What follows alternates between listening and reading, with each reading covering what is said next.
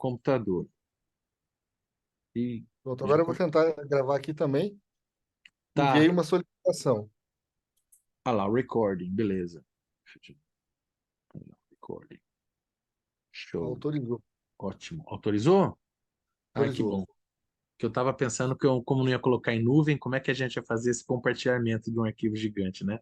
Já resolveu vários problemas de uma vez só. Bom, então, como agora, enfim, está gravando, sejam todas e todos muito bem-vindos. Aqui é Fábio Casemiro, sou graduado, especialista em História, mestre e doutor em Literatura e psicanalista e membro de formação do Instituto Bergassi.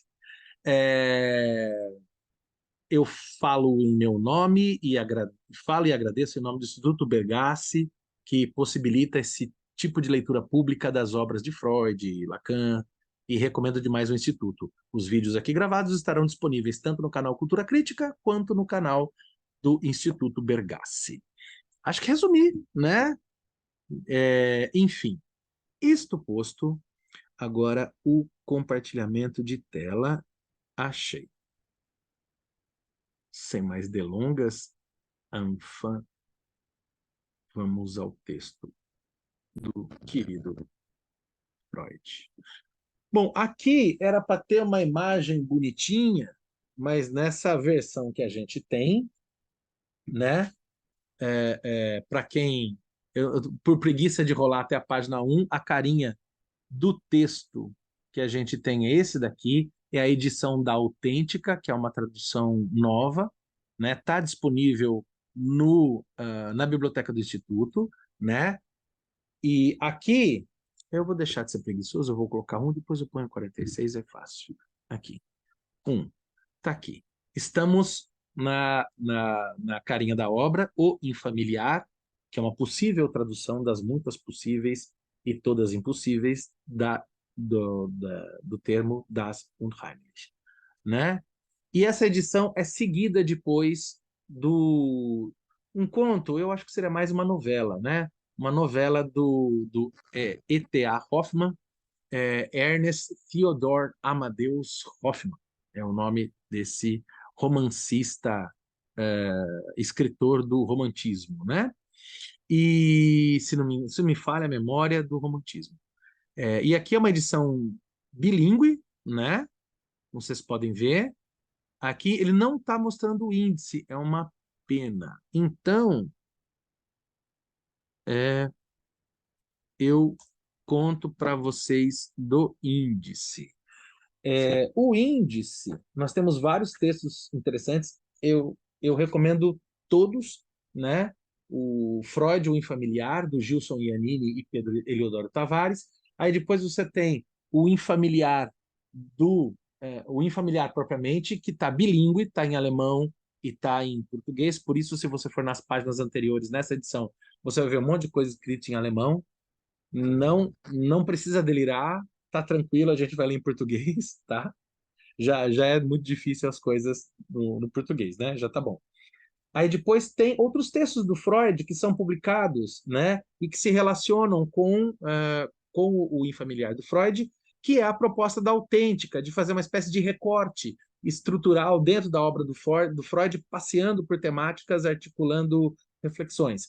Então, depois do Infamiliar bilíngue, vem é, E.T.A. Hoffmann sobre a função da consciência, do Freud, em 1919, o Das Unheimlich, o Infamiliar, é 19 também, sobre o sentido antitético das palavras primitivas, outro texto do Freud de 1910, e A Negação, que é de 1925.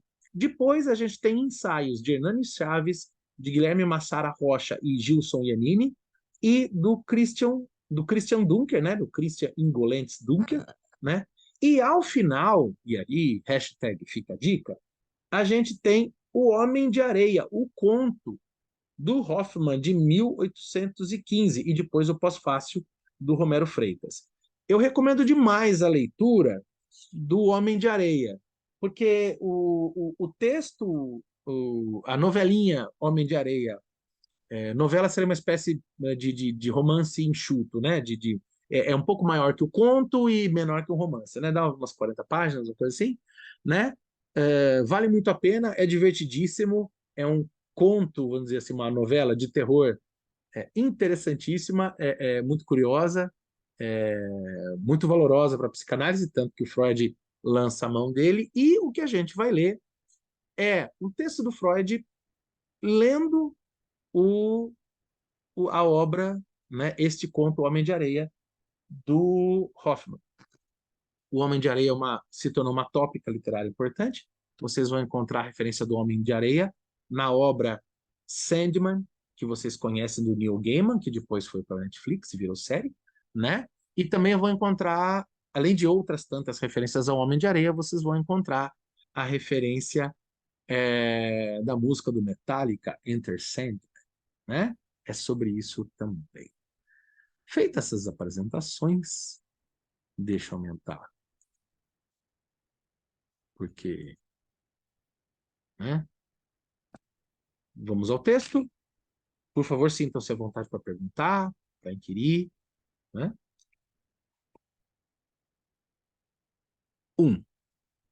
O psicanalista apenas raramente se sente estimulado a investigações estéticas, mesmo que ele não restrinja a estética à doutrina do belo, mas a descreve como a doutrina das qualidades do nosso sentir.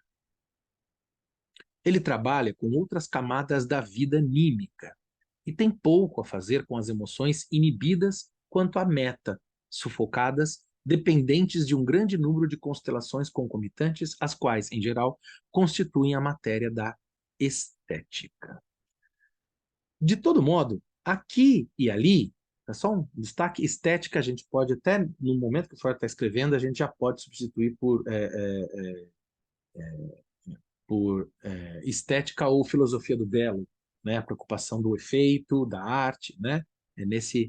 Os alemães muito pensaram sobre isso muito anteriormente do Freud, inclusive. Aí vem.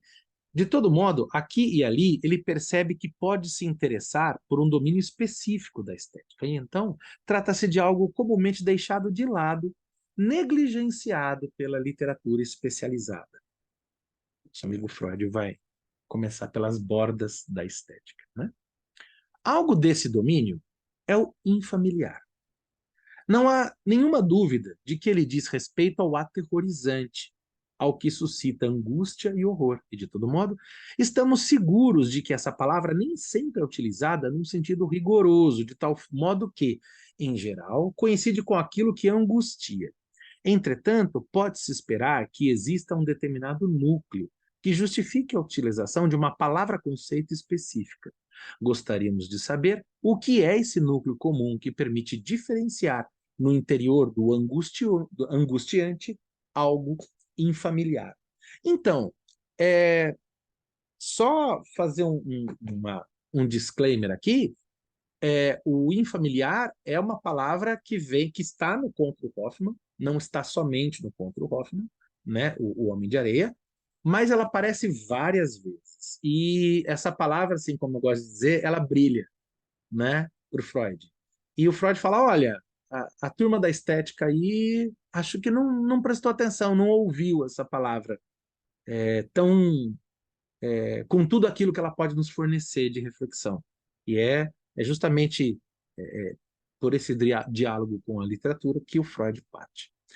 Vamos lá. A esse respeito, nada encontramos nas meticulosas exposições da estética, as quais, em geral, ocupam-se de preferência dos sentimentos belos, grandiosos, atraentes, ou seja, dos sentimentos positivos, de suas condições e dos objetos que eles evocam, em vez dos contraditórios, repugnantes, penosos. Do ponto de vista da literatura médico-psicológica, conheço apenas um ensaio de Ernest Jentsch, rico em conteúdo, mas que não esgota o assunto. Em todo caso, devo confessar, por razões fáceis de adivinhar e ligadas à nossa época, que a bibliografia desta pequena contribuição, em especial aquela em língua estrangeira, não pode ser explorada com profundidade, de tal modo que a apresentamos ao leitor sem nenhuma reivindicação de prioridade, né? É interessante que quando Freud está pensando isso, outras coisas estão acontecendo na estética, e a estética do belo horrível, ela tá sedimentando no que a gente vai entender como decadentismo, simbolismo, mas o Freud, quer dizer, antes, o Freud está no 20, né? isso acontece decadentismo no simbolismo, mas não com tanta expressão como havia acontecido com o Belo anteriormente, né? Vamos lá. Como dificuldade no estudo do infamiliar, Yente sublinha com justa razão que a sensibilidade para esse tipo de sentimento é encontrada em diferentes graus nas diferentes pessoas. Sim, o autor dessa nova investigação, por sua vez, teve de acusar certa obtusidade diante dessa matéria, em cujo lugar deveria haver uma grande fineza de sentimentos. Há muito ele nada vivenciou ou conheceu que lhe provocasse a impressão de infamiliar, devendo antes mergulhar nesse sentimento, despertar nele mesmo essa possibilidade. De todo modo, dificuldades desse tipo também são imensas em muitos outros âmbitos da estética. Por isso, não precisamos abandonar a expectativa de encontrar casos nos quais o caráter em questão seja reconhecido sem contradições pela maioria das pessoas. Dessa maneira, podemos trilhar dois caminhos: investigar o que significou durante o desenvolvimento da língua a palavra infamiliar, ou compilar o que, em pessoas e coisas, impressões sensíveis, vivências e situações, desperta em nós o sentimento do infamiliar, e desbravar o seu caráter infamiliar encoberto, a partir do que há de comum em todos os casos. Quero logo anunciar que ambos os caminhos conduzem, de fato, ao mesmo resultado, o de que o infamiliar é uma espécie do que é aterrorizante, que remete ao velho conhecido, a muito íntimo. Como é possível, sob quais condições, o que é íntimo se tornar infamiliar, aterrorizante? É algo a ser demonstrado na sequência. Observo ainda que essa investigação, na realidade, tomou um caminho além daquele que uma coleção de casos particulares e, posteriormente, encontrou a confirmação por meio do testemunho do uso da linguagem. Mas nesta exposição, tomarei o caminho contrário. É interessante que ele fala que tem dois caminhos, ele vai fazer os dois, né? E essa questão da linguagem me é muito cara, tenho certo aí que os lacanianos de plantão vão se deliciar com a ideia, porque, né, já tem um grito aí, opa, então a questão é linguagem. Sim, a questão é literatura, literatura, linguagem, né? A fala, a escuta. Vamos lá, a Cláudia. Por favor, Cláudia, diga. Sim, vou abrir a rodada porque eu sou a perguntadeira, né? Que bom. Eu estava lendo à tarde esse texto, né, comecei a ler, e eu queria me deter um pouco na questão da estética, porque eu fui lendo, né, e a palavra estética ficou rodando aqui o meu imaginário. E aí eu fui ler de novo o conceito da estética para ver se me aclarava. E o que fez sentido para mim, porque eu fiquei pensando na estética nesse sentido que você está falando, né? Na coisa do belo, da arte e tal. Mas aí eu li na definição também aquela coisa que é a doutrina de como a gente apreende o mundo sensível, né? É o estudo de como a gente percebe o mundo através dos 5 sentidos. Certo. E isso me distanciou um pouco dessa coisa né, da estética do lugar comum que a gente conhece, né? Você fala da estética, você fala do belo, da arte, né? E eu fiquei pensando se o caminho que ele propôs aí não é este caminho do conhecimento de como a gente percebe o mundo. Né? De aprender como é que a gente apreende o mundo. E daí colocar essa coisa da estranheza, do infamiliar. Porque, né, aqui, pelo que eu entendi, você apreende o mundo, então você conhece esse mundo, certo? Sim, sim. E neste mundo que você conhece através dos teus sentidos, você vê nele algo, né, que o infamiliar estaria aí. Sim. Você vê, não, na verdade, é uma sensação. Vamos lá, Cláudia. Dentro daquilo que você conhece, só para terminar, que é a questão da estética, que através do conhecimento, da percepção deste mundo, é que se dá essa estranheza. É isso. Não sei se eu falei bobagem. Não, é a percepção que eu... Na verdade, eu acho assim que se há alguma dúvida no que você disse, é porque como você foi além, ou seja, além no texto mesmo, essas coisas vão estar no texto, e daí você, às vezes, de tão próximo a gente não vê, mas quer ver? Vou até ler uns comentários aqui que do grupo, né? Isaías da Conceição escreveu algo estudado na filosofia, né? A estética, e complementa Isaías. Inclusive, é uma das matérias. O Marcos, Marcos de Almeida, a estética apresenta uma forma de episteme que foge à lógica formal, e ele continuou, Marcos de Almeida. Em filosofia se estuda estética, lógica e ética, entre outras, um negocinho não deixa eu ler aqui, e outras como disponibilidades, é isso? De apreensão e produção epistêmica. Então, a estética é uma área da filosofia, né? Que tem a epistemologia, a estética, a lógica, a ética, né? Eu dei uma olhada aqui, mas eu não lembro onde é que eu guardei. Deixa eu ver. Eu lembro sim. Tá aqui. Por exemplo, ó, fica a dica. Livro super famoso, Iniciação à Estética, do Ariano Suassuna. Todo mundo gosta do Ariano Suassuna, né? O Ariano Suassuna tem um livrinho de estética. Tem quem goste mais, tem quem goste menos, mas é sempre bom ouvir o seu Ariano falando das coisas. E a estética é o estudo, a gente talvez pudesse traduzir estética por filosofia da arte. Né? O Marcos colocou, gigante. Não, sensacional o Suassuna. O Humberto Eco também coloca sobre o belo e o feio também. Gostaria de citar. Tem. A história do feio, eu tenho aqui, a história do feio, né? Eu particularmente gosto muito de um crítico literário que trabalha com a ideia de feio, chamado Mário Praz, que é um crítico italiano, que trabalha com um livro, que nome maravilhoso, chamado A Carne, a Morte e o Diabo na Literatura Romântica, né?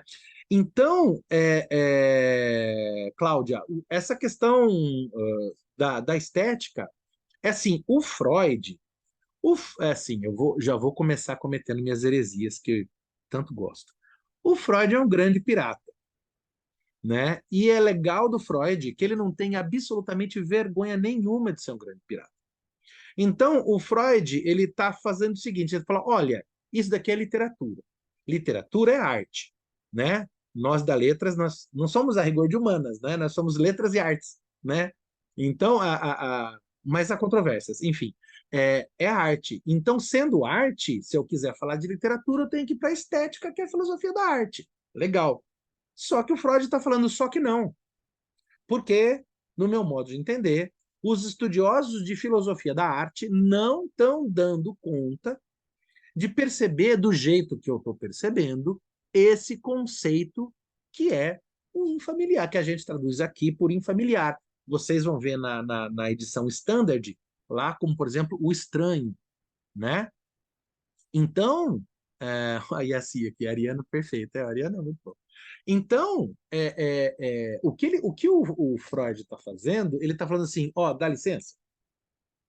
É isso que... E é engraçado que a gente não tem o direito, eu não me sinto à vontade, mesmo sendo da teoria literária, para falar que o que o Freud está fazendo não é um texto sobre estética.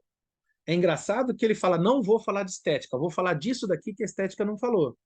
Mas quando ele faz isso, este texto, o texto das Unheimlich, se torna também um texto de estética, porque a partir do século XIX, no final do século XVIII e XIX, principalmente com a Universidade de Iena, os pré-românticos, o Tempestade de Ímpeto, os alemães começam a pensar na ideia do trágico e na ideia da estética, não apenas como que estuda a arte e o belo, mas como também a parte da filosofia que estuda o efeito da arte nas pessoas. Então, se a estética também se debruça sobre o efeito da arte, e daí a gente tem muita coisa na literatura, teoria da recepção, etc. e tal, se o efeito também, o efeito que a arte produz, é objeto da estética, bom, então esse texto do Freud também é. né? O que o Freud está fazendo é ele está numa trincheira, ele está se posicionando e falando, olha, eu vou por aqui. Só que é óbvio, o Freud cria uma nova episteme, vamos colocar assim, que é a psicanálise. Nova, não tão nova, enfim, esse é um outro debate. Mas o que ele está fazendo é se posicionar estrategicamente, falando, olha, com licença estética, eu estou vendo outras coisas aqui que servem para uma outra episteme, que é a psicanálise. Resumidamente, muito sem vergonhamente, né, resumindo, é isso que está colocado aqui. E daí ele vai entrar na palavra e vai buscar essa dimensão do efeito. Porque vocês vão ver que metade desse texto aqui é uma discussão sobre palavra, sobre o significante, né, que é problemático, o Heimlich, que daí que se deriva Unheimlich. Ele tem questões, né, e a tradução ela é praticamente impossível. E é por isso que ela é tão gostosa, né? Tá certo? Isto posto, aí eu lembro, falo de linguagem, eu lembro né, de toda a questão que o Lacan vai fazer depois, mas eu imagino já e assim, né, nossa amiga lacaniana aqui, feliz da vida com essa ideia. Tudo bem? Caso eu fale muito, vocês me controlem, por favor. Bom, já falei dos caminhos, mas essa exposição tomaria o caminho contrário. Cláudia, tudo certinho?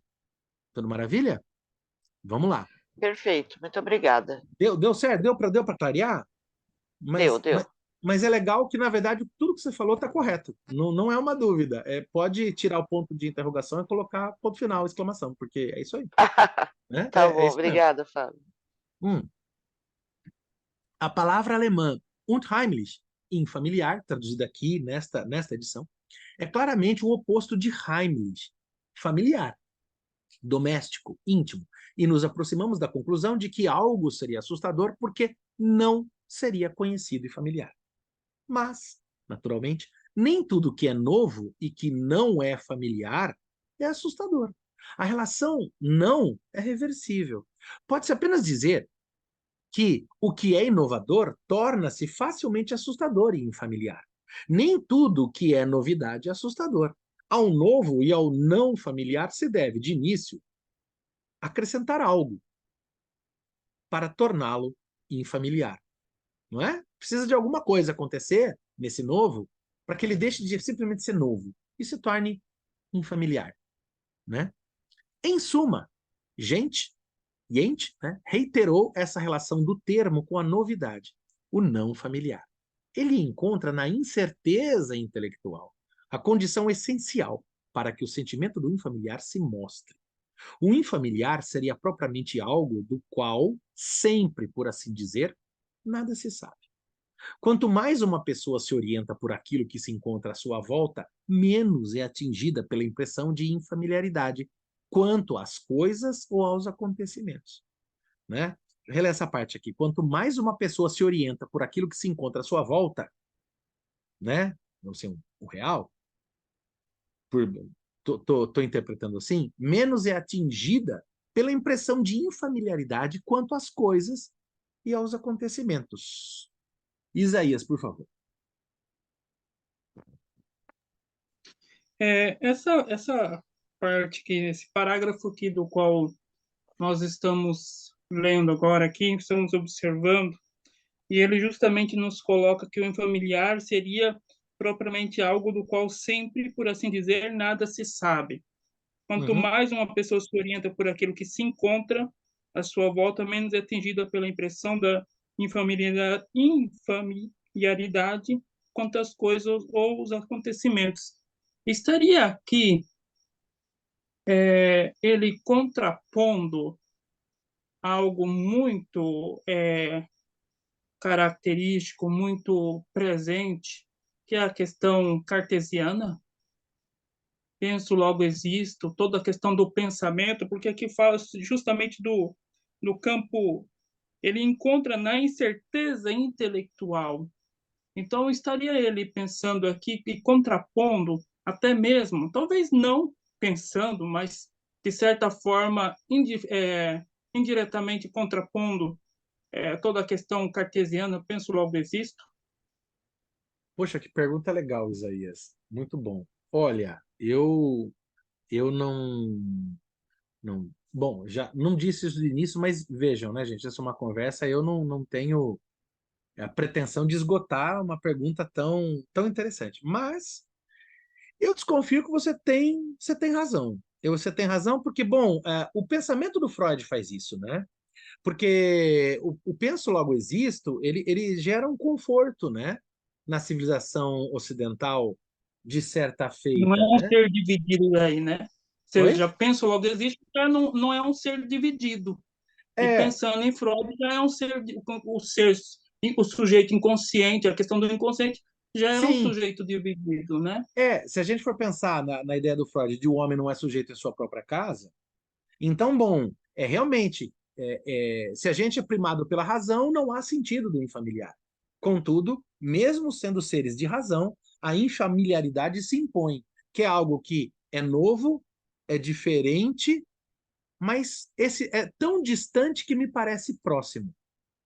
Então, há um paradoxo, ou se a gente for para a literatura, falando mais chique, há uma relação de oxímoro que dilacera o sentido, de modo que o racional não está na sua operação cartesiana mais plena, né? O plano cartesiano saltou pelas cucuias, né? E que eu acho que é essa dimensão que o Freud, a obra do Freud é uma obra para brincar com o sentido de infamiliar, vamos falar de incartesiana,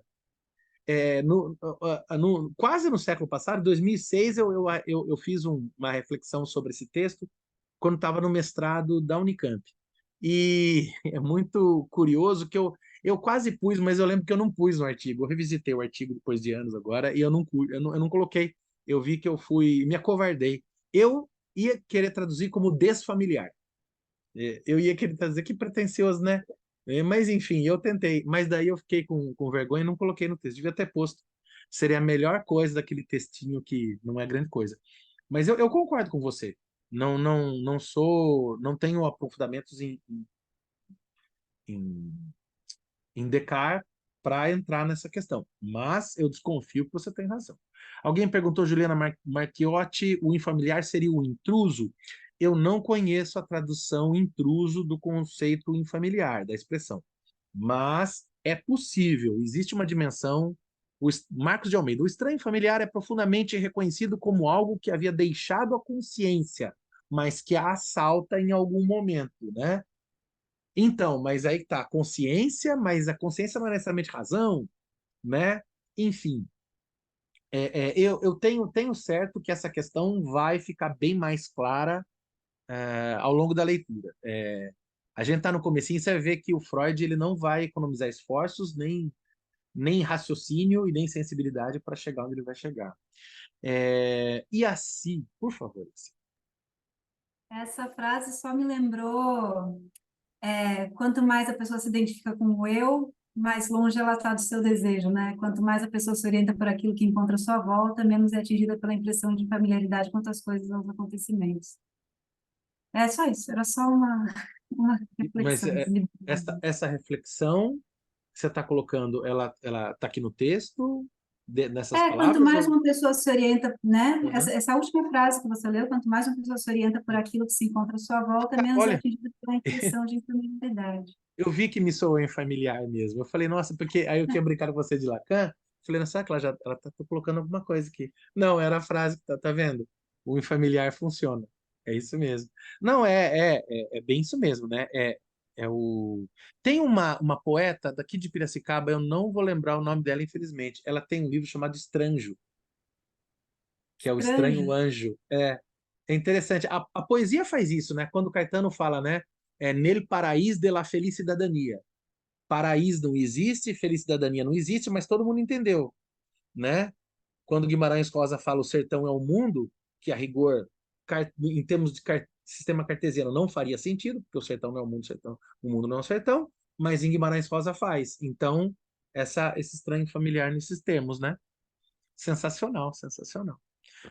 Vamos lá, então. Podemos dizer que essa caracterização não se esgota e buscamos caminhar para além da equivalência infamiliar igual não conhecido. Ou seja, O infamiliar, ele é o não conhecido, mas não é só não conhecido. Não conhecido é desconhecido. O infamiliar é um velho conhecido que eu não conheço, né?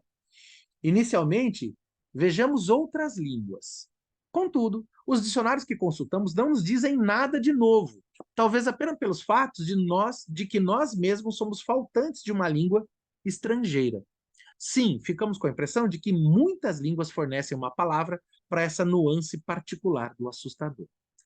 Latim, segundo Jorge, pequeno dicionário alemão latim. Um local infamiliar, locus suspectus, uma noite infamiliar, in tempesta nocte. Do grego, não vou ler grego não, xenos, né? Ou seja, estrangeiro, estranho, fremdartig. Inglês, dicionário de Lucas, tal, uncomfortable, uneasy, gloomy, dismal, uncanny. A tradição mais famosa do inglês, ao que consta do Unheimlich, é uncanny, né? Sinistro, ghastly, de uma casa, haunted, casa assombrada, né? De uma pessoa, repulsive fellow. No francês, inquietant, sinistre, lúgubre, como é que é? Malsonese, que provoca mal-estar. O espanhol, sospechoso, de malagüero, lúgubre, siniestro. O italiano e o português parecem se contentar com palavras que poderíamos chamar de paráfrases. Em árabe e hebraico, infamiliar equivale a demoníaco, aterrador. São aspas. Tem um crítico judeu chamado Harold Bloom, que tem um livro chamado Demônios, se não me engano, né? E ele fala que o primeiro demônio seria Jacó, porque ferido na perna se torna manco, porque ele luta contra Deus. Então a primeira oposição a Deus é Jacó, né? Que é uma fundação do pensamento judeu, né? Entretanto, se opõe a Deus. E daí ele se torna coxo, como o demônio é coxo, como o diabo é coxo, né? Aqui no chat, o infamiliar é o inconsciente ou uma parte dele? Tamaracá. Olha, Tamara, eu acho que eu acho, né?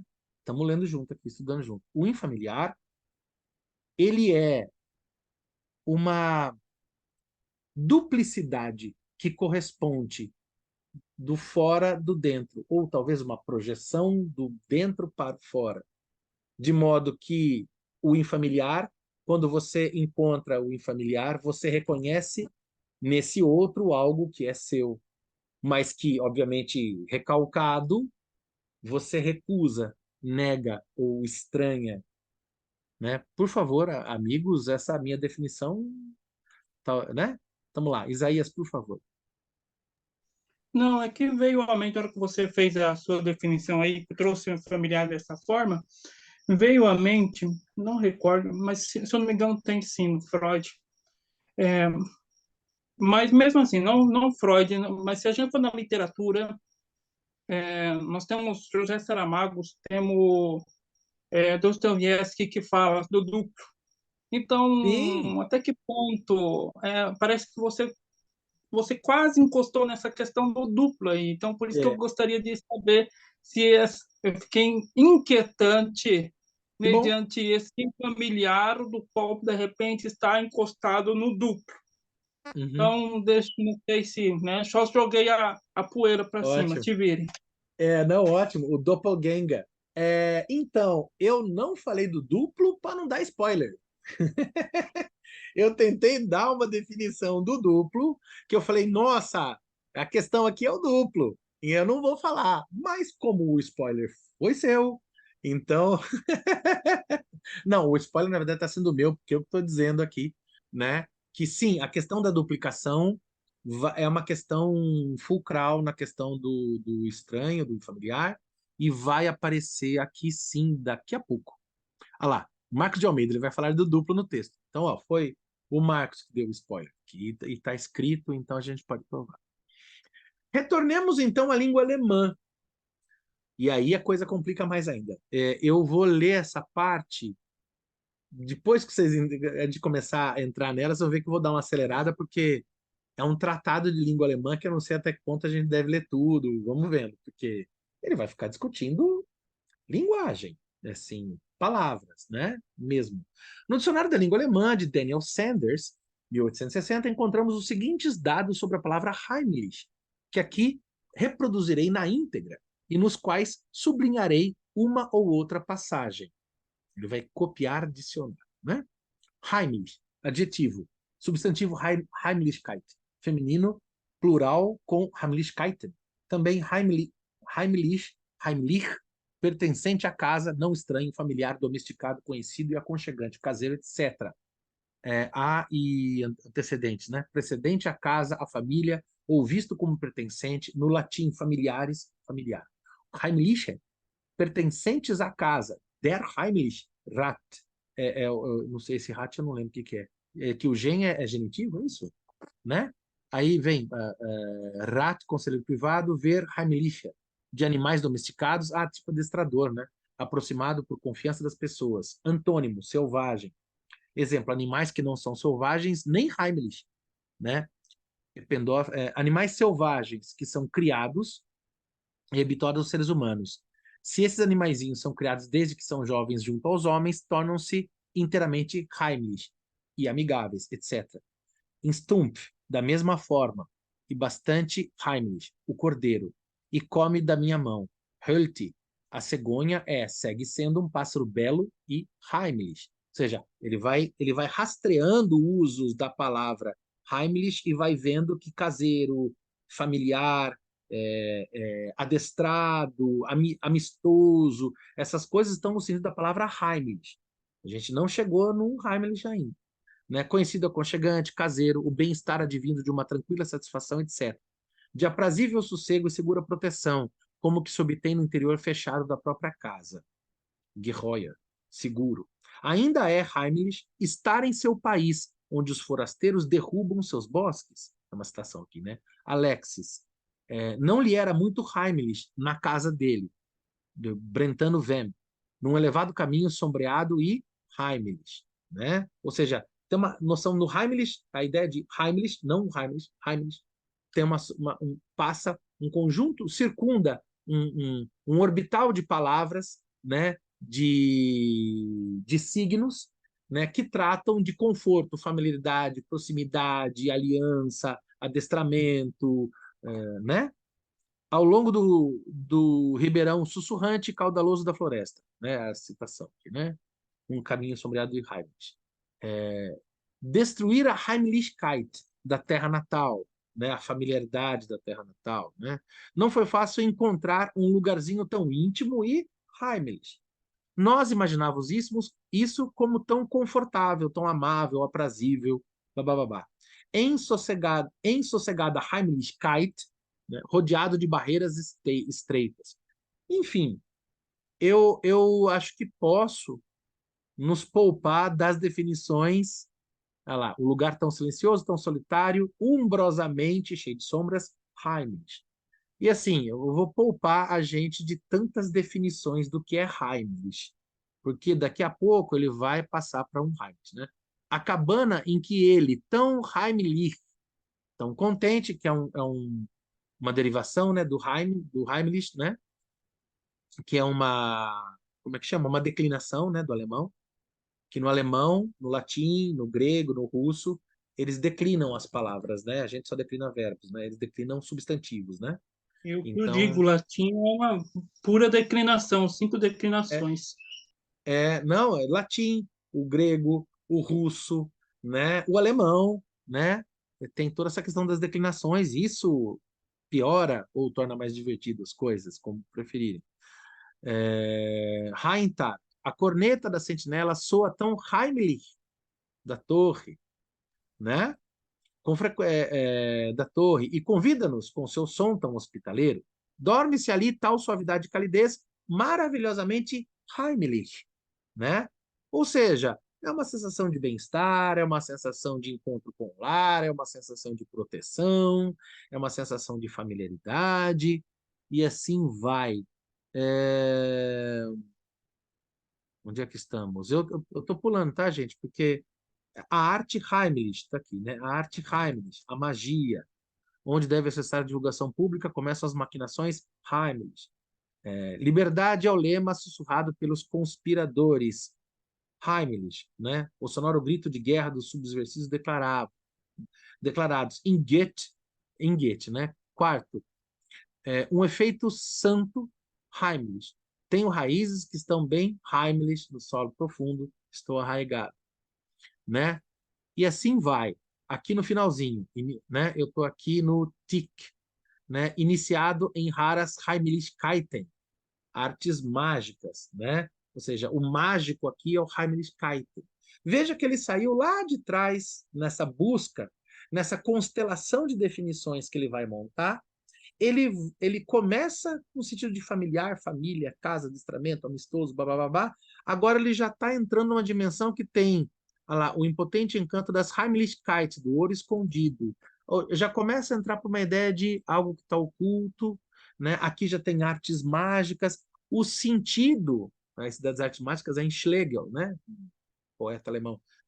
Ou seja, o sentido da palavra Heimlich não fica só na expressão de familiaridade. Ele desliza.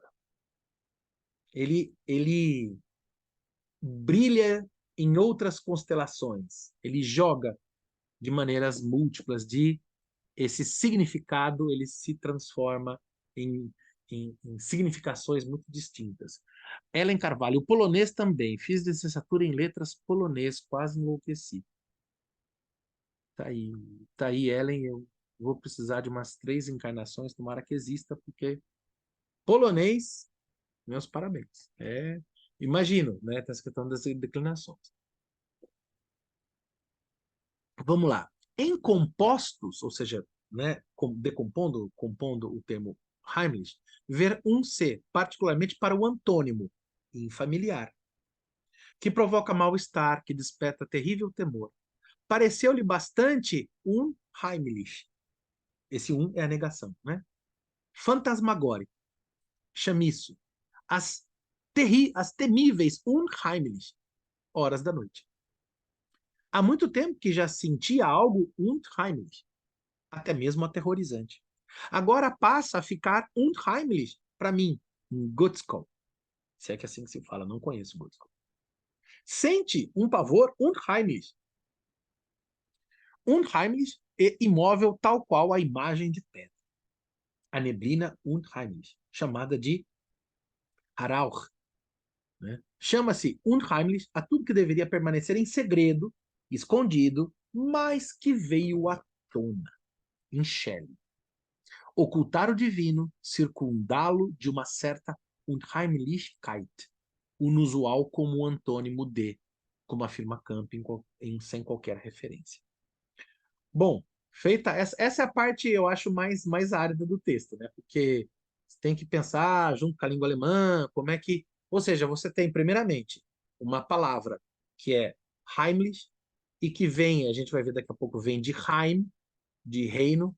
Para os fãs aqui do mundo Marvel, né? Não se esqueçam aquela ponte, né? Que o Heimdall... Olha só, o nome do cara que cuida da ponte que liga todos os mundos na Yggdrasil se chama Heimdall. Eu não sei alemão o que é Dall, mas o nome dele tem o nome de Heim, que é reino. E a ponte que liga... Do mundo o quê? Desculpa. Que do mundo mundo, que você tem? do mundo Marvel, das histórias em quadrinhos e do cinema. E a ponte que liga os mundos, né, se chama Jotunheim. É reino. Então, a palavra Heimlich deriva de reino, aquilo que é do meu reino, casa, reino, no inglês house. Aí deriva para Heimlich, sentimento de reino. Só que desliza para várias coisas. E agora com Heimlich vai deslizar mais ainda. O que há de mais interessante para nós, a partir dessa longa citação, pois é, né? Longuíssimo, é o fato de que a palavrinha familiar, Heimlich, entre as diversas nuances no seu significado, também aponta coincidente com o seu oposto infamiliar, Unheimlich. Opa, como é que é? Esse é o pulo do gato.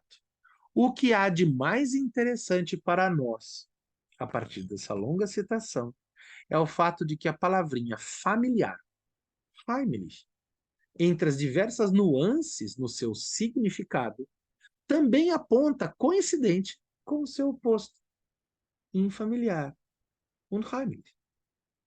O infamiliar se torna, então... desculpa, gente. O familiar se torna, então, infamiliar.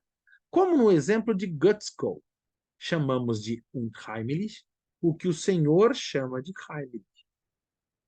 De todo modo, lembremos que essa palavra heimlich não é clara, pois diz respeito a dois círculos de representação, os quais, sem serem opostos, são de fato alheios um ao outro, ao que é confiável, confortável, e ao do que é encoberto e que permanece oculto. Unheimlich seria usualmente o oposto apenas do primeiro significado, mas não do segundo. Deixa eu voltar aqui. De todo modo, lembremos que essa palavra heimlich não é clara, pois diz respeito a dois ciclos de representações, os quais, sem serem opostos, são, de fato, alheios um ao outro, ao do que é confiável, confortável, e ao do que é encoberto, o que permanece oculto.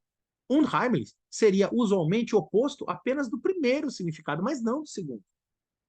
Nada sabemos pelo dicionário de Sanders a esse respeito, nem se devemos aceitar um vínculo genético entre esses dois significados. Ao contrário, chamamos atenção para uma observação de Schelling, que diz algo absolutamente novo a respeito do conteúdo de infamiliar, para o qual certamente nossa expectativa não estava preparada. Infamiliar seria tudo o que deveria permanecer em segredo, oculto, mas que veio à tona. Uma parte das dúvidas assim despertadas é desfeita pelos dados que nos traz o dicionário alemão de Jacob e Wilhelm Grimm, Leipzig, 1877. Vou até repetir isso daqui, que é o Schelling. O Schelling tem tratado sobre o trágico, é um grande escritor, é sensacional, né?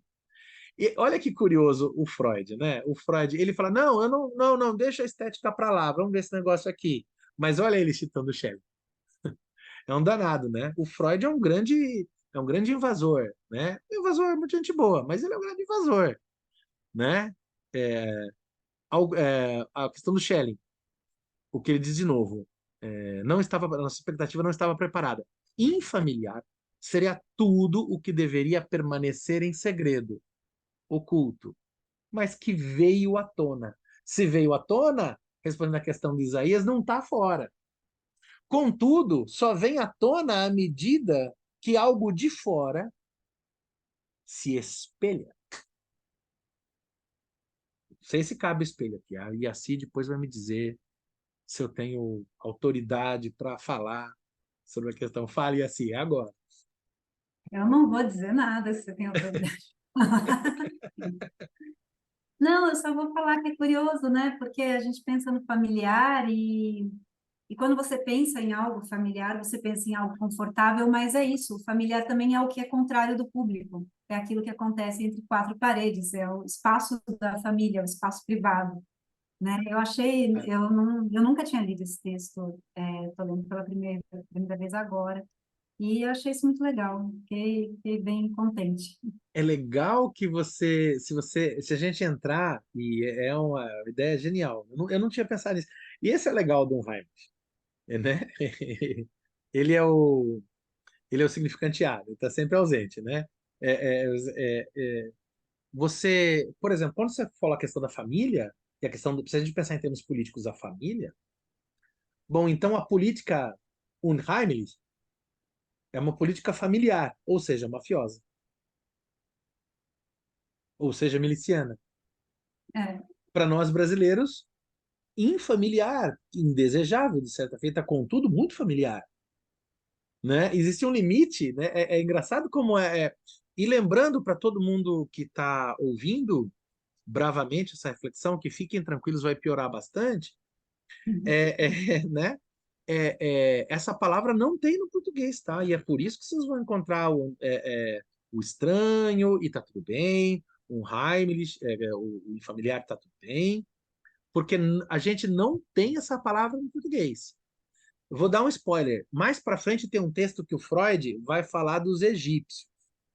E os egípcios têm muitas palavras de duplo sentido, inclusive de palavras que têm um sentido e o sentido imediatamente opostos na mesma palavra, né? Então, assim, mas essa palavra aqui é muito alemã. E a gente, um dos divertimentos nossos é tentar fazer a tradução. Aí isso é que a editora autêntica respondeu, né, com esse tipo de tradução. Isaías, por favor. Dentre essas citações todas aqui, e nos remete justamente de onde Freud começa a construir tudo isso, o contexto de Freud, né? Uhum. Contexto do pai de Freud, família de Freud, de que família Freud veio, uma família judaica. Freud está se vendo aí com a questão judaica, do judaísmo. E aí teve alguns momentos na citação, nessa citação aqui longa, que ele faz citações bíblicas. E tem um momento que fala sobre, né, em segredo, escondido, mas veio à tona. Daí, ocultar o divino. E depois, né, nessa última frase aqui que você trabalhou, que você falou, nós estudamos, que o infamiliar seria tudo que deveria permanecer em segredo, oculto. E aí, pensando no judaísmo, pensando até no hebraico, né, nos hebreus, a palavra de Deus é impronunciável para os Alfabeto. judeus.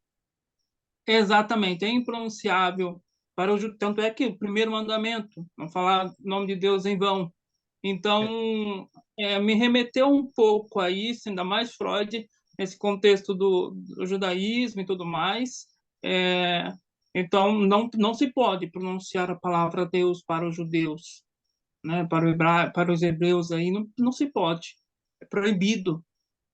É. Então, é interessante essa questão aqui, porque justamente tem um momento que ele fala desse o divino, ocultar o divino e, ao mesmo tempo, né, em segredo, oculto, mas que vem à tona. Lógico que daí ele vai trabalhar outras questões aí, mas eu queria trazer essa questão num campo do qual Freud tá ali, né, nesse chão judaico. Sim, sim. Eu sei muito pouco da questão judaica. Agora, o judaísmo, os judaísmos em suas expressões múltiplas, tem tem uma questão intelectual, literária muito potente. Por exemplo, tem um crítico literário chamado Erich Auerbach, né? E o Auerbach, ele mostra, e é muito legal porque ele está refugiado da Segunda Guerra, se não me engano, ele está na Turquia, e ele fala, eu não tô com muitos livros, então eu vou pegar só alguns. Ele começa pela a Ilíada e pela Torá. E ele mostra narrativamente, né, como que é um texto maravilhoso, quem puder, chamado A Cicatriz de Ulisses. Ele mostra como que a narrativa da Torá, ela é uma narrativa feita em hiatos, em lacunas, porque se eu não estou falando besteira, e a amiga Tamaracá que me corrija se eu não estou falando besteira, muito do pensamento judaico é um pensamento marcado pela exegese, que é a capacidade daquele que lê em encontrar novos sentidos, como se o texto fosse sempre uma ópera aberta, né? Uma obra aberta. Né? Então é o exegeta, que aliás é um conceito que existe também no cristianismo, obviamente, né? E tal, é o exegeta que vai encontrar os significados mais sofisticados, ocultos dentro daquilo. Ao que consta, eu ando lendo aí a biografia do Peter Gay, do Freud, eu gosto demais do Peter Gay, mas, ao que me consta, ele não era um judeu, digamos assim, não sei se a palavra cabe, mas vou arriscar, praticante, né? Mas, obviamente, ele está inserido na comunidade judaica e ele participa da comunidade judaica, né? Tanto, inclusive, tem uma coisa oculta em Freud, né? Ele oculta o segundo nome dele, né? O nome dele era Sigmund Shlomo Freud, né? E esse Shlomo é um nome bastante hebraico que ele não usa. né? Né? É um oculto que ele não deixa vir à tona. Mais para frente a gente vai ver aqui a questão do Heimlich para o próprio Freud, como isso como é interessante. O Eu, eu, próprio eu... Lacan também ocultou Nossa, parte do nome dele, né? Ele tirou parte do ah, é? nome dele, né? Não sabia. Sim, É? Olha Maria.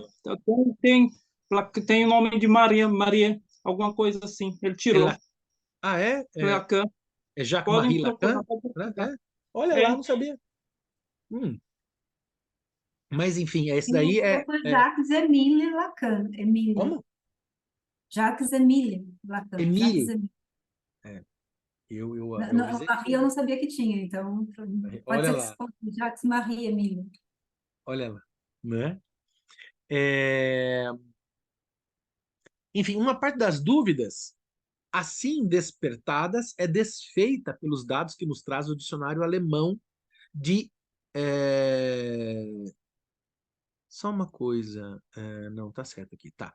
Uma parte das dúvidas assim despertadas é desfeita pelos dados que nos traz o dicionário alemão de Jacob e Wilhelm Grimm, em Leipzig, 1877, volume 2, página 874. Heimlich, adjetivo e advérbio, vernáculos, ocultos, meio alto alemão, Heimlich. Eu não sei esse tipo de acento, como é que eu devo ler? Heimlich, né? Em sentido tanto diferente. Sinto-me Heimlich, bem, sem temor.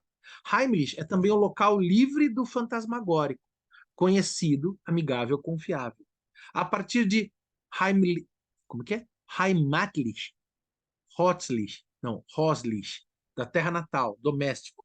Desenvolve-se o conceito de algo que está afastado de olhos estranhos, algo oculto, secreto, formado também em diversas relações.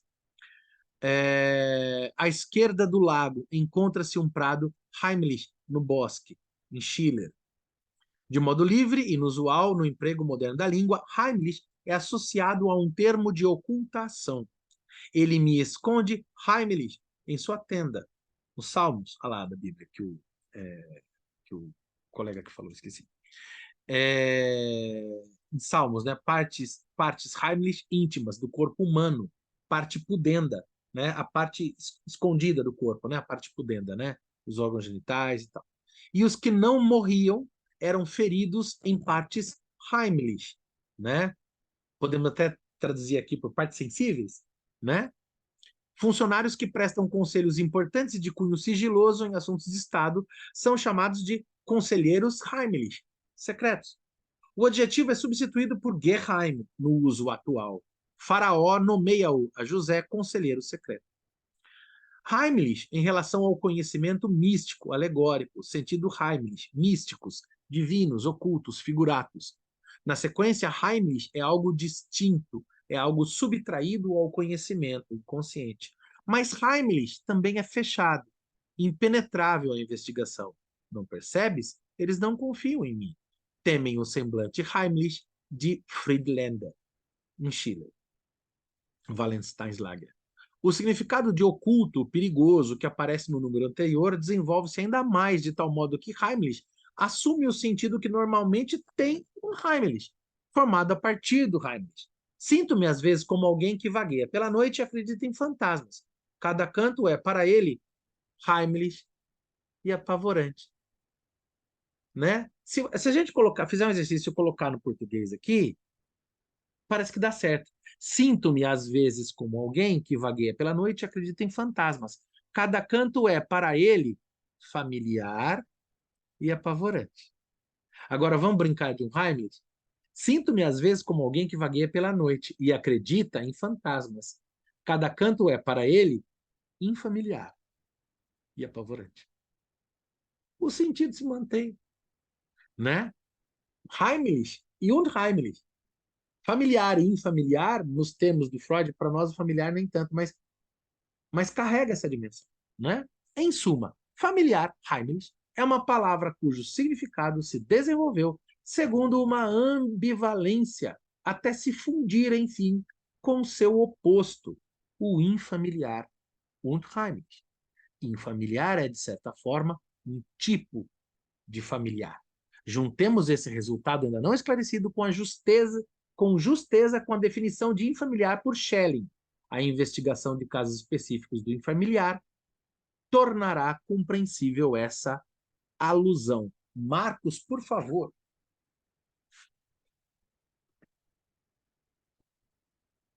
Tá sem som, querido. Ligar o som pra gente.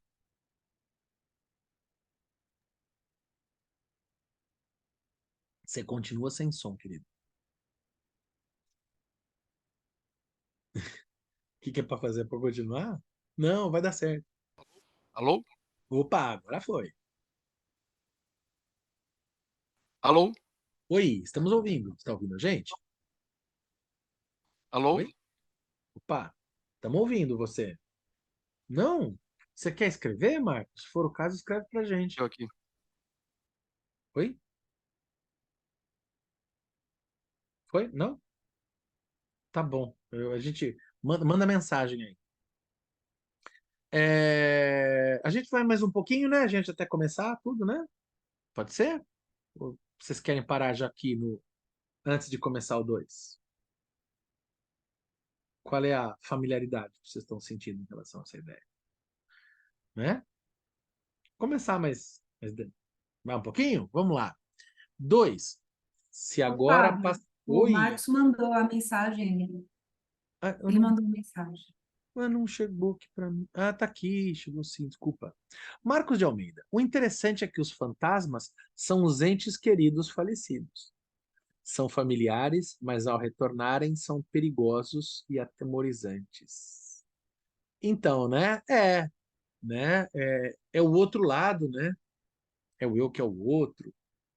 Tem todas essas coisas aí, né? né? É engraçado que para todo Alô? mundo... Oi, apareceu, Marcos. Saiu agora? Olha lá, foi. Vamos lá, Marcos. Não, eu já falei que tinha que falar ali, escrito ali, só me deu uma raiva que não estava funcionando mas esse negócio. Tinha que fazer funcionar. Valeu, obrigado pela atenção. Obrigado a você, mas que bom que funcionou. É interessante que todo mundo que estuda psicanálise, e no caso não leu esse texto, começa a ler, porque esse texto tem umas coisas chatas, né, gente? Essa coisa do alemão, assim. Eu, como vim da letras, eu até gosto, sabe? Eu sofro, mas eu acho legal. Mas é complicado, né? É chatinho. Só que daí você começa a ler e você começa a falar, nossa, mas tem alguma coisa aqui que eu conheço. Então, se a gente, assim, vamos sacanear o Freud, vamos para a estética, no sentido da pensar a recepção, a sensibilidade, o efeito que o texto infamiliar nos causa enquanto receptores é da infamiliaridade, né? É legal isso, né? Então vamos um pouquinho. 2. Se agora passarmos em revista as pessoas e coisas, impressões, processos e situações nas quais o sentimento do infamiliar, com especiais força e clareza, pode ser despertado em nós, então fica claro que a próxima exigência seja a escolha de um primeiro exemplo feliz. Ernest Jent destacou como caso exemplar a dúvida quanto a se um ser aparentemente vivo está inanimado e, ao contrário, se um objeto sem vida seria animado. Invocando, nesse caso, figuras de cera, bonecas artificiais e autômatos. Ele enumera como infamiliares os ataques epiléticos e as manifestações da loucura, porque por meio deles se despertam no espectador ideias acerca dos processos automáticos mecânicos, que poderiam estar escondidos por trás das imagens costumeiras dos seres animados, embora não estejamos inteiramente convencidos pelas exposições do autor. Gostaríamos de que nossa própria investigação estivesse a ele ligada, porque em seguida, eles nos fez lembrar de um escritor que conseguiu, como nenhum outro, criar efeitos infamiliares. Eu gosto muito de pensar, por exemplo, no... Olha que legal, né? No It, que é um palhaço, que é a coisa, né? Que seria inanimado, né? Mas além do It, porque o It tem uma condição do isto, né? Isto, que é uma coisa, né? Mas essa coisa é um vivo, é um ser vivente, né? E que não é só um ser vivo, né? Que é terrível. Mas eu sempre penso aqui, e deixo essa homenagem aqui à minha esposa, que até hoje não consegue ver esse filme comigo, que é o Chuck, o brinquedo assassino, né? Eu só consigo pensar na forma do Chuck, que é aquele brinquedinho, que é um brinquedo. Inclusive, saiu um filme agora, recentemente, de uma menina que dança de vestidinho. Tá muito aí no TikTok da vida e tal. É muito essa ideia do infamiliar, né? Que é um autômato que parece, né? Quando a gente vai no museu de cera, né? Fala, olha, parece de verdade, né?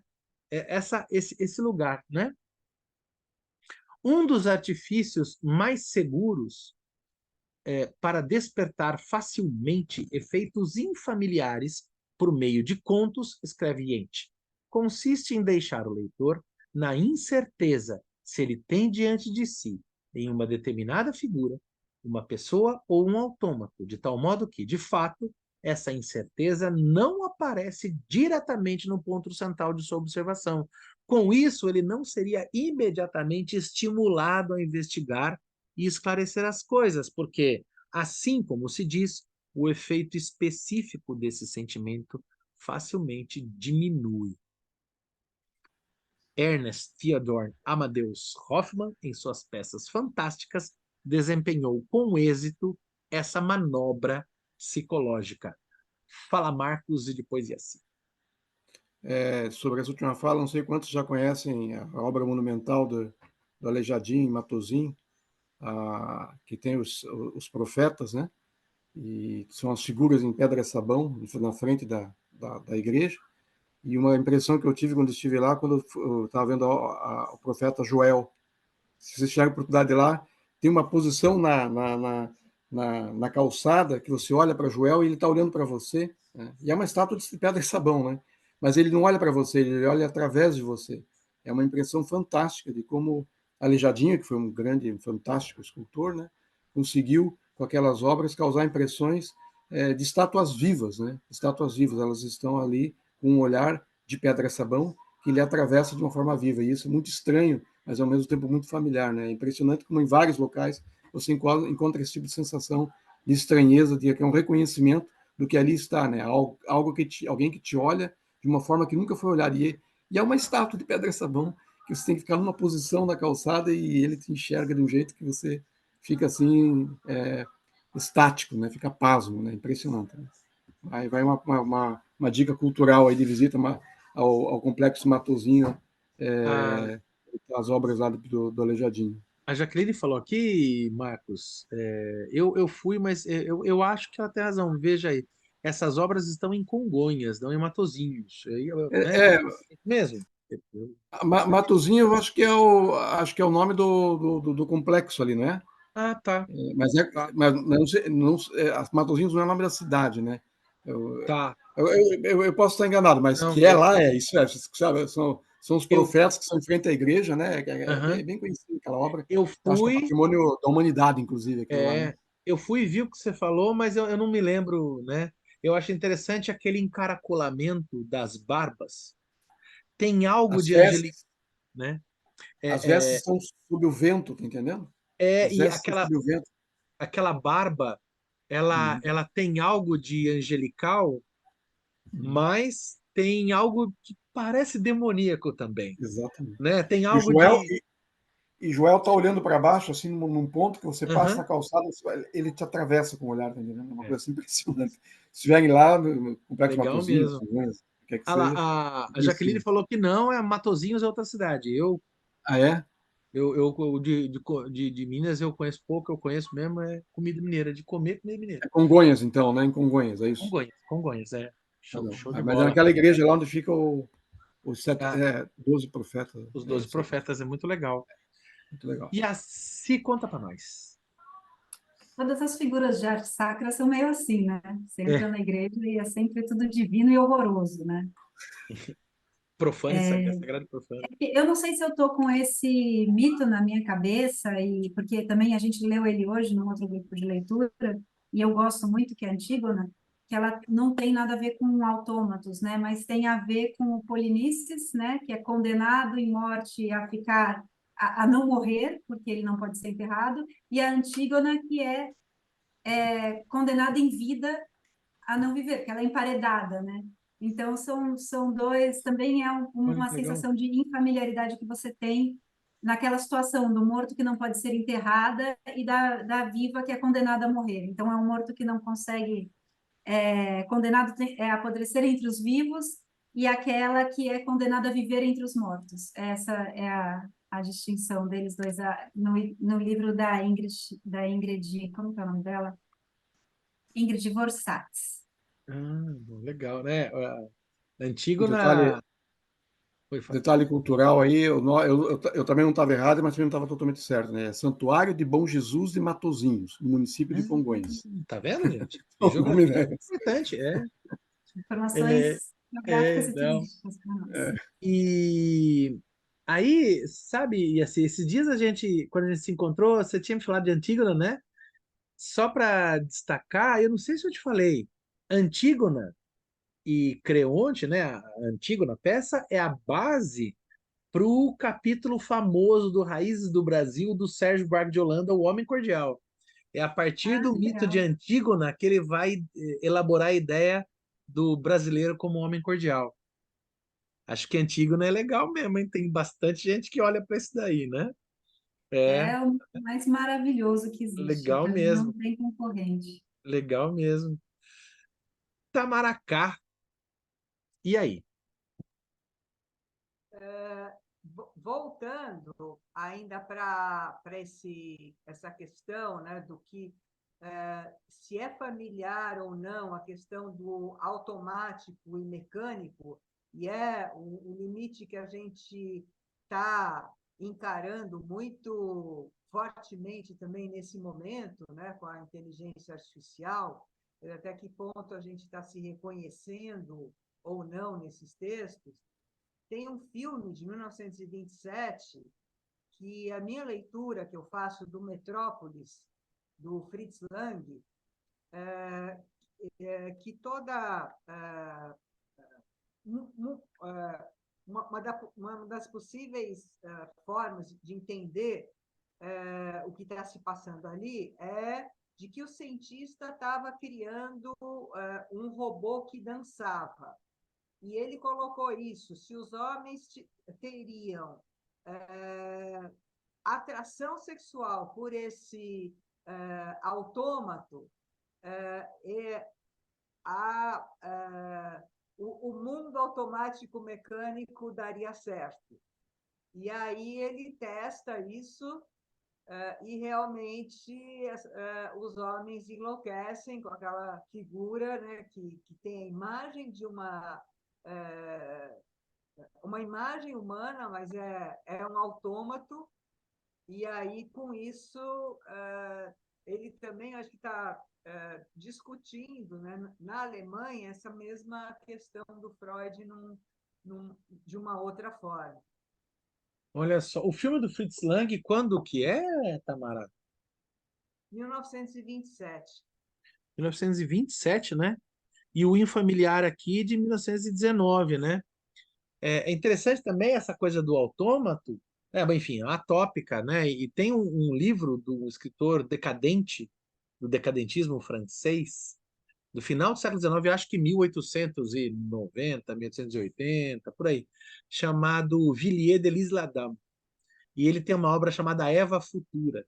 E essa questão que você viu, colocou no Fritz Lang, o Villiers coloca na Eva Futura criando uma androide chamada Adali, que em persa quer dizer ideal. E daí o sujeito vai se apaixonar por ela, ele descobre que é androide, né? E ela fala assim, ele fala, mas como que eu posso me apaixonar, né, por um androide? Ele fala, bom, se o ser humano é tão artificial, por que não amar um androide? Né? É o questionamento do Villiers. E lembrando essa questão que você trouxe do Fritz Lang, do Villiers de L'Isle-Adam, eu lembrei também, e dá para a gente pensar um pouco, só que tem um pouco menos essa dimensão de terror, né? Eu acho que é mais reflexivo, mas passa pelo terror. Aquele filme Ex Machina, né? Tem um filme, esqueci o nome do, do protagonista lá, que é o mesmo que faz o Duke Leto Atreides no Duna, né? Na nova versão do Duna, do de Villeneuve, e também essa questão da máquina, do limite entre o mecânico, da familiaridade e infamiliaridade do mecânico e do orgânico, né? E a Tamara colocou uma questão fulcral aí, né? Porque como a tecnologia contemporânea, as inteligências artificiais, os algoritmos, o que eles fazem é gerir essa nossa familiaridade e infamiliaridade também, né? Nesses termos, né? Então é algo de... é aquilo, né? Em última instância, é o Black Mirror, né? É o espelho negro da rede social, né? Será mesmo que a gente está se humanizando ou a gente está se mecanizando? Acho que a resposta é meio fácil, né? Nos diálogos, nas questões, né? Aqui não, aqui nós estamos nos humanizando, né? Tenho certo. É... Mais um pouquinho. Efeitos infamiliares que ele fala do Hoffman.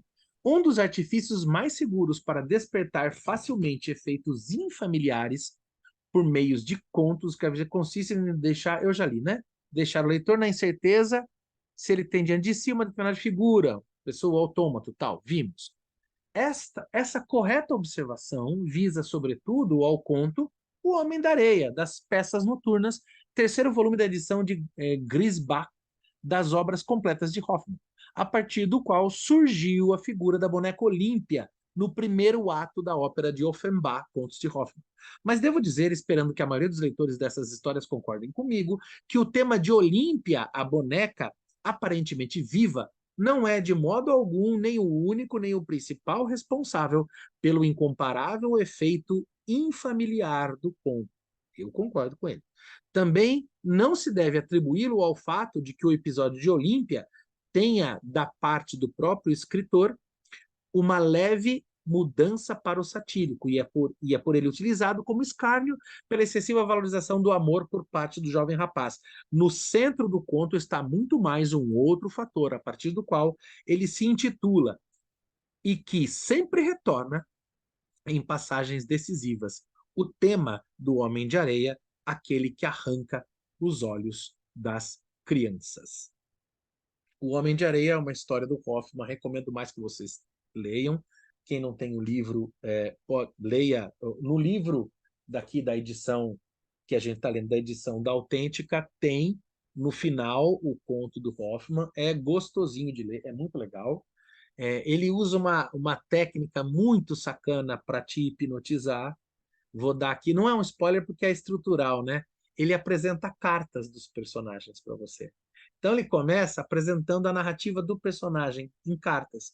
E depois entra uma voz do narrador. Olha, leitor, eu vou te... Sabe aquela coisa machadiana de conversar com o leitor? É o Hoffmann.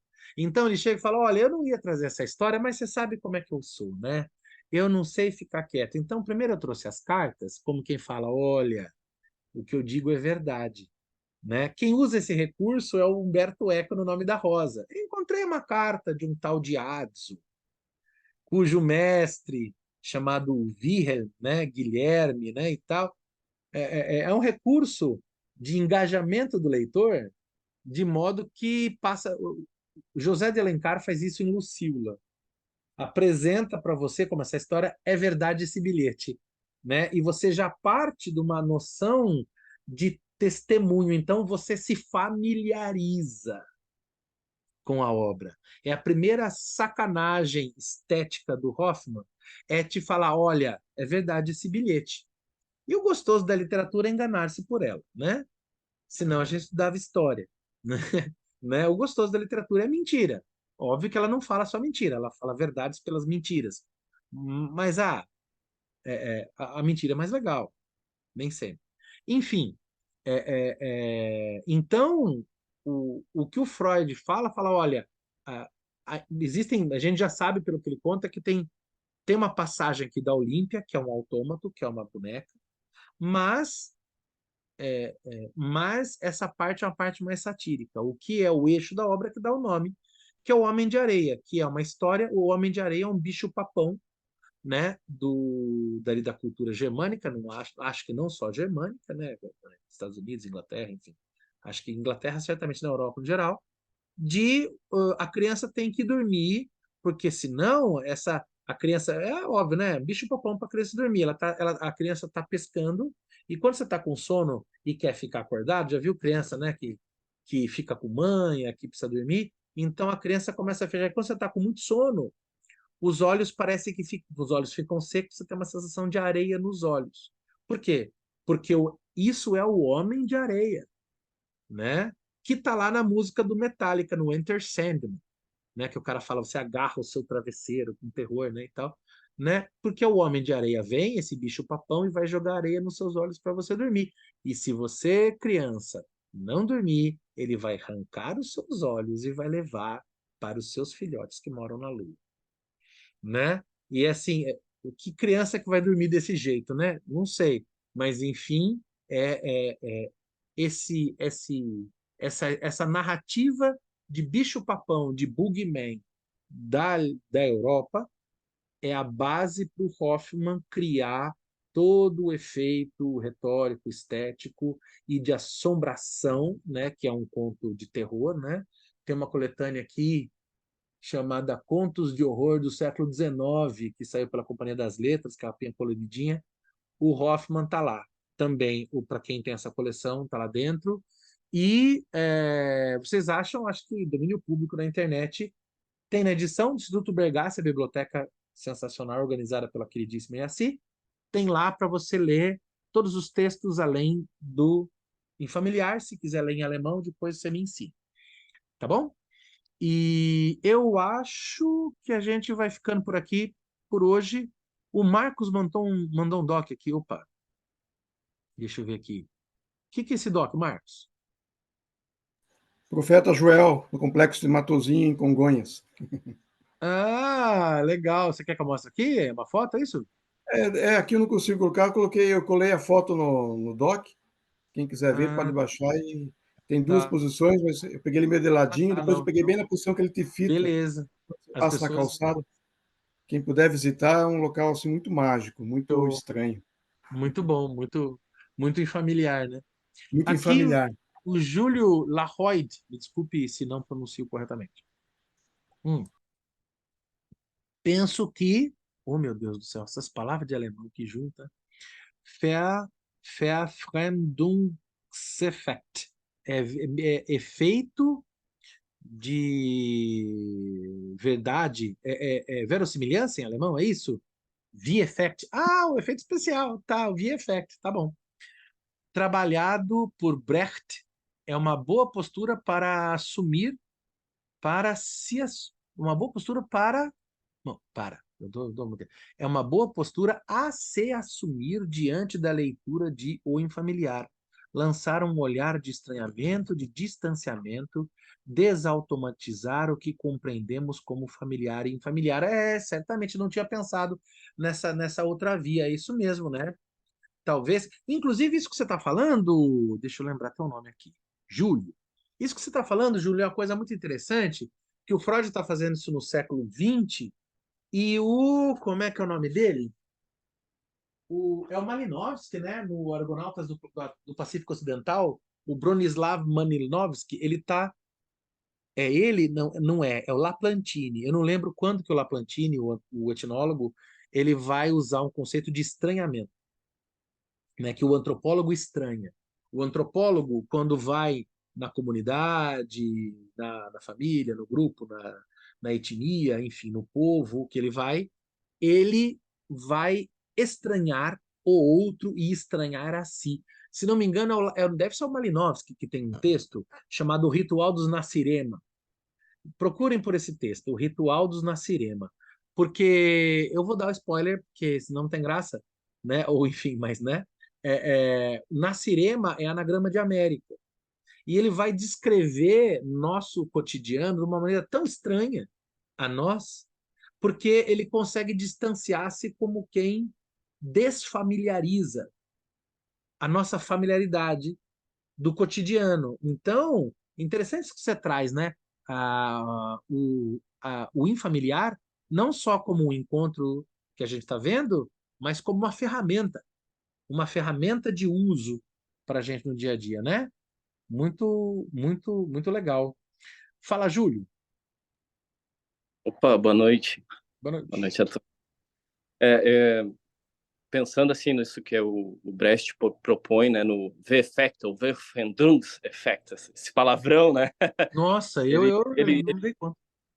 ele convida assim a gente, ele traz isso do formalismo russo, né, que a gente já tem tão quando olha para uma obra de arte ou para uma palavra, para o sentido que tem uma palavra, né, a gente também pode arrastar para isso, de a gente já tem tão introjetado em nós aquilo, qual é o conceito de familiar e de infamiliar, e quando a gente chega nesse texto do Freud, isso é colocado em xeque.